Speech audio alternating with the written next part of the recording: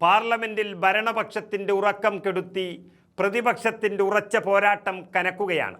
കേവല ഭൂരിപക്ഷം പോലും സ്വന്തമായി ഇല്ലാതെ സഭയിൽ ബില്ലുകൾ പാസാക്കിയെടുക്കാൻ പ്രതിപക്ഷത്തിൻ്റെ കാല് പിടിക്കേണ്ട ഒരവസ്ഥയിലാണ് കേന്ദ്ര സർക്കാർ.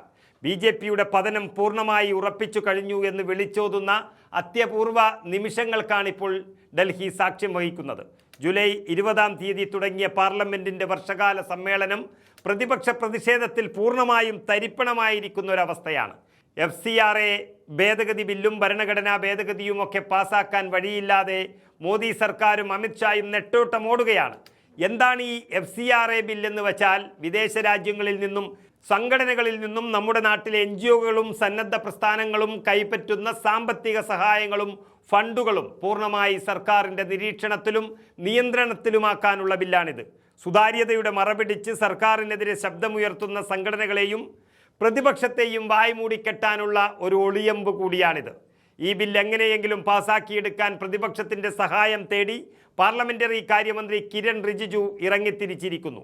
രാഹുൽ ഗാന്ധിയെയും KC വേണുഗോപാലിനെയും പ്രിയങ്ക ഗാന്ധിയെയും ഒക്കെ കണ്ട് അപേക്ഷിച്ചെങ്കിലും BJPയുടെ ചതിക്കുഴികളിലെല്ലാം മുന്നിൽ കണ്ട് രാഹുൽ ഗാന്ധി അപ്പാടെ അതെല്ലാം തള്ളിക്കളഞ്ഞു. ആഭ്യന്തരമന്ത്രി അമിത്ഷാ നേരിട്ട് പാർലമെന്റിലെത്തി കാര്യങ്ങൾ വിശദീകരിക്കാതെ ഒരിഞ്ച് പോലും പിന്നോട്ടില്ലെന്ന് രാഹുൽ ഗാന്ധി വെട്ടിത്തുറന്ന് പറഞ്ഞതോടെ ഭരണപക്ഷം ശരിക്കും ഞെട്ടി. ദേശീയ മൂത്ത് കോൺഗ്രസിനും KC വേണുഗോപാലിനുമെതിരെ സഭയിൽ അധിക്ഷേപങ്ങൾ അഴിച്ചുവിട്ടുവെങ്കിലും BJPയുടെ ഒരു തന്ത്രവും വില പോയില്ല.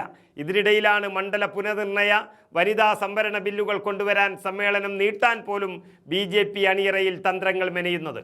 എന്നാൽ അവിടെയാണ് BJPയുടെ കരണത്തടിക്കുന്ന തിരിച്ചടി കിട്ടിയത്.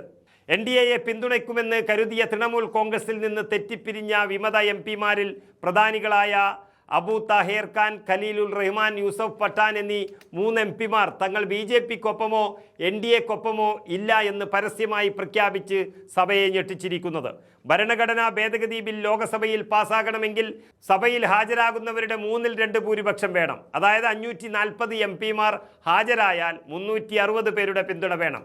നിലവിൽ NDAയ്ക്കുള്ളത് കേവലം 324 MP-മാർ മാത്രമാണ്. തമിഴ്നാടിന് ദോഷമില്ലെങ്കിൽ പിന്തുണയ്ക്കാമെന്ന് സൂചന നൽകിയ 22 MP-മാരുള്ള DMKയെ അമിത്ഷായും കൂട്ടരും കൂടെ കൂട്ടിയാൽ പോലും BJPക്ക് 14 വോട്ടുകളുടെ കുറവുണ്ട്.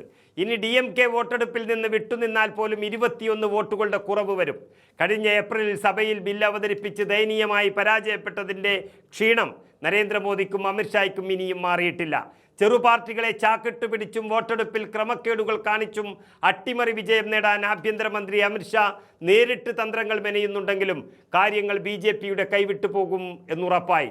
2024 ലോക്സഭാ തെരഞ്ഞെടുപ്പിൽ അബ് കി ബാർ 400 പാർ എന്നീ അഹങ്കാരത്തോടെ മുദ്രാവാക്യങ്ങൾ വിളിച്ച BJPയെ ഭരണഘടന കയ്യിലേന്തി പ്രതിരോധിച്ച രാഹുൽ ഗാന്ധിയുടെയും ഇന്ത്യ സഖ്യത്തിൻ്റെയും വമ്പൻ വിജയമാണ് നമ്മൾ ഇന്ന് പാർലമെന്റിൽ കാണുന്നത്. കേവല ഭൂരിപക്ഷം പോലും നേടാനാകാതെ ചെറുകക്ഷികളുടെ ദയയിൽ ഭരണം നടത്തുന്ന മോദി സർക്കാരിന് സഭയിൽ ഒരടി മുന്നോട്ട് പോകാൻ കഴിയാത്തൊരവസ്ഥയാണ്.